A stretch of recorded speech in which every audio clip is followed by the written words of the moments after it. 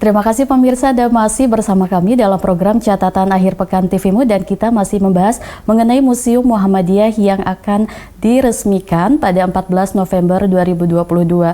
Tadi Prof. Dadang juga sudah sampaikan banyaknya ragam aktivitas yang nantinya akan disuguhkan dalam Museum Muhammadiyah. Nah, Prof bisa juga kembali memberikan arahan begitu atau informasi dan ajakan kepada para pemirsa, khususnya kader Muhammadiyah yang nantinya akan menjadi peserta dan penggembira untuk mengunjungi Museum Muhammadiyah ini. Silahkan, Prof. Ya, jadi kepada semua anggota perserikatan yang ingin ikut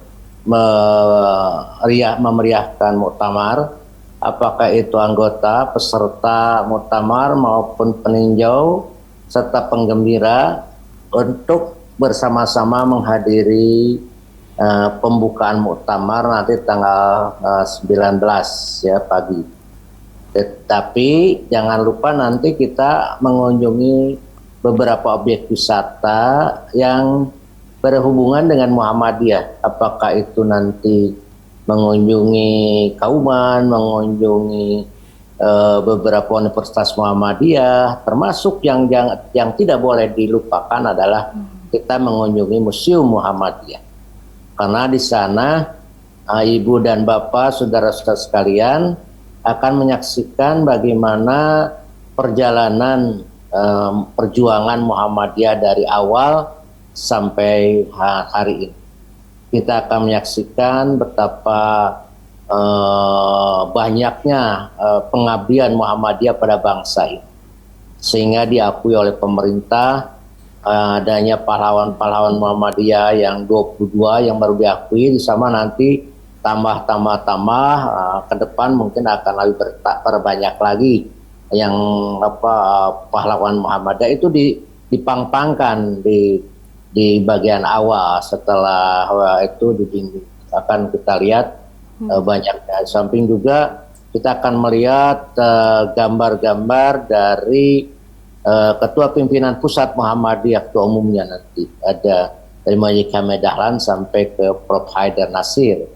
Dan juga kita akan melihat diorama dan juga beberapa tayangan yang dikemas demikian rupa oleh para ahli, karena kita meminta ke tim ahli untuk mendesain museum kita ini, termasuk untuk mendesain konten alurnya itu supaya enak, supaya asik. Tahu-tahu pengunjung itu sampai di atas saja, tidak merasakan capek karena banyaknya yang dilihat dan menarik gitu ya, desainnya seperti itu. Jadi tidak akan capek nanti tiba-tiba sudah di atas saja. Di atas nanti kembalinya pakai lift gitu, karena kita pakai beberapa, ada 2 lift, kalau nggak salah 2 lift besar, 3 bahkan, dan itu bisa dipakai untuk turun. Karena kalau pemakai jalan tadi kemungkinan bentrok dengan orang yang mau naik ya. Oleh karena itu kita sarankan para pengunjung itu turunnya pakai lift yang disediakan, dan itu akan siap dengan penjaga. Dan di dalam museum itu juga kita akan siapkan beberapa orang pemandu ya, dan juga nanti disediakan alat headset yang bisa mendengarkan apakah itu pengajian Al-Quran atau petunjuk-petunjuk ataupun pembicaraan ataupun suara-suara nyanyian tentang berbagai lagu-lagu Muhammadiyah, itu akan terekam. Bahkan kita akan menyediakan dalam kedepannya itu dalam berbagai bahasa ya. Jadi ada yang bahasa Inggris, bahasa Indonesia, bahasa Arab ya, bahasa Jerman, bahasa Prancis. Kita siapkan nanti untuk bisa dinikmati jalan cerita di museum itu dengan berbagai bahasa yang mereka pengunjung mengerti. Jadi kita nanti akan jejerkan itu headset itu, dan nanti bisa dipilih bahasa apa. Itu menariknya itu.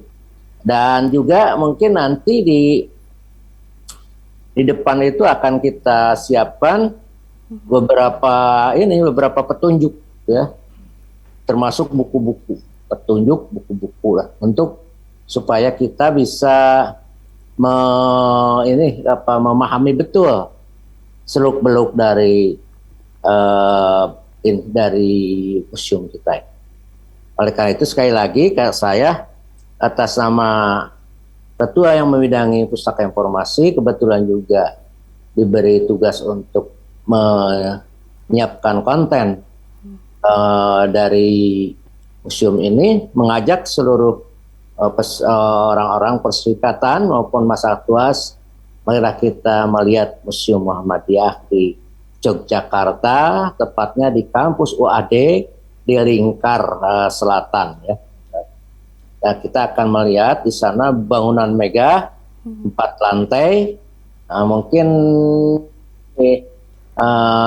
hanya tertandingi oleh bangunan kampus saja ya.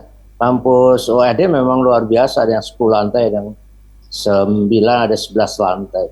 Tapi ini tidak kalah megahnya ya.